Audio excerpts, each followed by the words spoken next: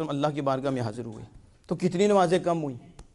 5 نمازیں کم ہوئی۔ مجھے بتاؤ، آپ سارے سمجھدار یہاں بیٹھے ہو، اہل محبت بیٹھے ہو، میں آپ سے پوچھتا ہوں، جو لوگ دن اور رات یہ کہتے ہیں نبی کچھ نہیں کر سکتے، کہتے ہیں نا نبی کی کوئی عزت نہیں، نبی ہمارے جیسے ہیں، کچھ بھی نہیں، ان کا تو دم بھی نہیں مار سکتے، ان کی تو سفارش بھی نہیں چل سکتی، ان کا تو وسیلہ بھی نہیں چل سکتا، اور ہم نے کہا تو دم مارنے کی بات کرتا ہے؟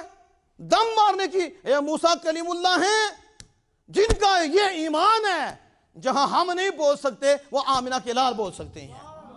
ہمیں وہ عزت نہیں جو آمنہ کے لال کو عزت ہے، جو مقام۔ اور حضور نے یہ نہیں کہا موسیٰ آگے تو رب نے بلایا تھا، اب میں کیسے جاؤں؟ آگے تو رب نے بھیجا، جبریل آئے، کہا اللہ پاک آپ کی ملاقات کا مشتاق ہے، اللہ چاہتا ہے کہ مالک بے حجاب آپ کو دیدار کرائے، آپ کا مشتاق ہے۔ اب نہیں، حدیث پاک میں ارجع، موسیٰ کلیم اللہ علیہ السلام نے کہا لوٹیے، ارجع، لوٹیے۔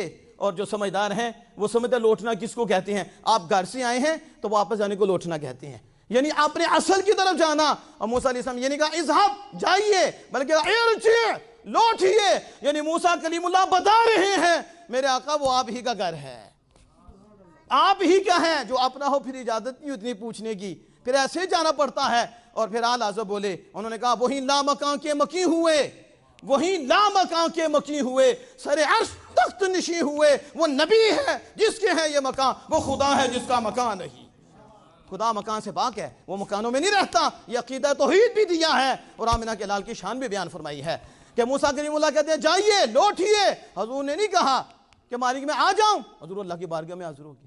کیا وجاہت ہے اور کیا عزت ہے اللہ کے ہاں، کیا مقام ہے اللہ کے ہاں۔ میں کہتا ہوں یہ سارے مفت